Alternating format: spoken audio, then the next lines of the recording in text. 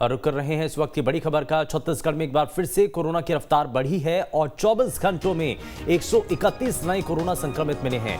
प्रदेश में कुल एक्टिव मरीजों की संख्या 585 पहुंची है। 9000 से ज्यादा सैंपलों की अब तक जांच की जा चुकी है। वहीं प्रदेश में पॉजिटिविटी दर 1.39% है। वहीं 24 घंटे में कुल 62 कोरोना मरीज ठीक हुए हैं, लेकिन बीते 24 घंटों के अंदर 131 नए संक्रमित मिलने की वजह से अब प्रशासन के लिए चिंताएं बढ़ चुकी हैं और 885 कुल मरीजों की संख्या हो चुकी है। 9000 से ज्यादा सैंपलों की अब तक जांच हो चुकी है और साथ ही प्रदेश में पॉजिटिविटी दर 1.39% है। तो ऐसे में कोरोना को लेकर के खतरा अभी भी बरकरार है। 24 घंटों में कुल 62 कोरोना मरीज इस दौरान ठीक हुए हैं, रिकवर हुए।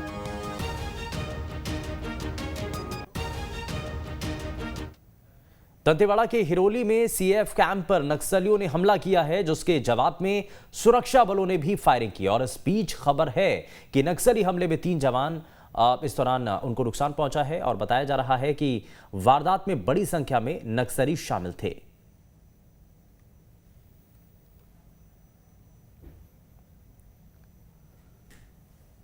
महाराष्ट्र में सियासी संकट के बीच सीएम उद्धव ठाकरे परिवार समेत सरकारी आवास वर्षा से निजी आवास मातोश्री में शिफ्ट हो गए हैं और उद्धव के इस स्टैंड को इमोशनल कार्ड के रूप में देखा जा रहा है। मुख्यमंत्री आवास छोड़कर सीएम उद्धव ठाकरे जब मातोश्री के लिए निकले तो रोड पर हजारों शिव सैनिक उतर आए।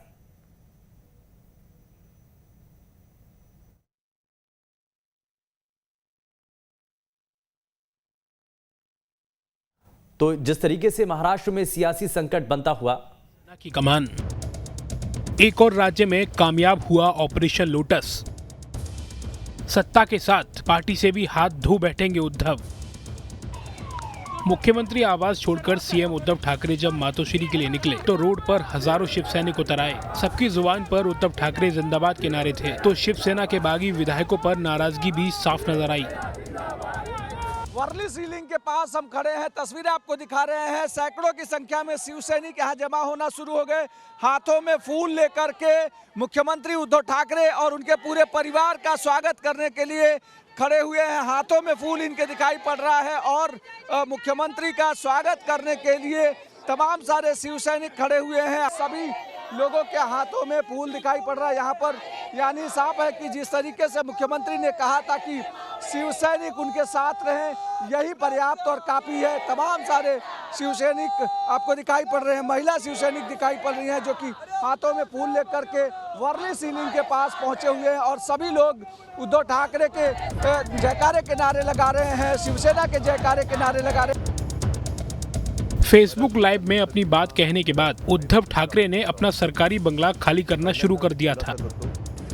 एक एक कर उद्धव और उनके परिवार का निजी सामान बंगले से बाहर निकाला जाने लगा। ये खबर फैलते ही शिव सैनिकों का रोड पर जमावड़ा शुरू हो गया। मुख्यमंत्री उद्धव ठाकरे ने बांद्रा वर्ली सी लिंक से जैसे ही बांद्रा की तरफ बढ़े, वहां मौजूद सैकड़ों शिव सैनिक उद्धव ठाकरे के जिंदाबाद के नारे लगाने लगे। हमको लगता है शिवसेना कभी नहीं टूटेगी। हम लोग जैसे बाबा साहब के पीछे थे, वैसे हम लोग हमारा पूरी जनता पूरी सब उद्धव साहब के साथ ही है और हम लोग मरते दम तक उद्धव साहब के साथ रहेंगे। हमको नहीं लग रहा है सही के एकनाथ शिंदे के वो सही नहीं है। हाँ, हमको लगता है, पूरा विश्वास है वो वापस आने ही चाहिए, आएंगे। एकनाथ शिंदे को लेकर क्या कहेंगे? एकनाथ शिंदे को लेकर एकनाथ शिंदे ने बहुत बड़ी गद्दारी की है। उन्होंने इतनी बड़ी गद्दारी नहीं करनी चाहिए थी। आपको क्या लगता है गद्दारी की है एकनाथ शिंदे ने? अभी हम कुछ नहीं बोल सकते, वो आएंगे नहीं आएंगे हमको, लेकिन हम लोग हमारे साहब के साथ है, इतना हमको मालूम है। उनका उत्साह देखकर उद्धव ने अपनी गाड़ी रोक ली और करीब 1 मिनट तक उनके बीच रहने के बाद बाहर निकल गए। उद्धव के साथ ही आदित्य ठाकरे ने भी मातोश्री की तरफ कूच कर दिया। रास्ते में खड़े शिव सैनिकों को उन्होंने विक्ट्री का साइन दिखाकर भरोसा दिलाने की कोशिश की, लेकिन मीडिया से कुछ नहीं बोले। लेकिन इस सब के बीच सबसे बड़ा सवाल ये होता है कि क्या उद्धव ठाकरे ने हार मान ली है। इसका अंदाजा उस खबर से होता है जिसमें उन्होंने अपने खेमे में बचे शिवसेना के विधायकों को आजाद कर दिया है। माना जा रहा है कि शिवसेना के बचे विधायकों में से कई विधायक बागी नेता एकनाथ शिंदे के खेमे में जा सकते हैं। हालांकि शिवसेना नेताओं को अब भी भरोसा है कि उद्धव ठाकरे की कुर्सी बची रहेगी। देखिए, फ्लोर ऑफ द हाउस पर अगर मौका मिला तो हम बहुमत सिद्ध करके दिखाएंगे। इन लोगों को ये भी लग रहा है कि विधायक अपने परिजन और कार्यकर्ताओं का दबाव झेल नहीं पाएंगे। हालांकि शिवसेना आधिकारिक तौर पर यह भी दावा कर रही है कि उनके पास बहुमत है। इस राजनीतिक हंगामे के बीच बंगले पर बैठकों का दौर जारी है।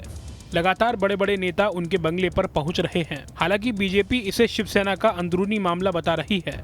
बीजेपी नेताओं का कहना है कि हिंदुत्व को कमजोर करने पर एकनाथ शिंदे ने उद्धव ठाकरे को सबक सिखाया है। एक शिवसैनिक को ऐसा क्यों लगा कि महाराष्ट्र के बाहर जाना, तो वो जवाब मुझे लगता है एकनाथ शिंदे जी खुद अच्छे तरीके दे सकते हैं। आज ये सारी जो नौबत आई है ये उनको एक सबक है।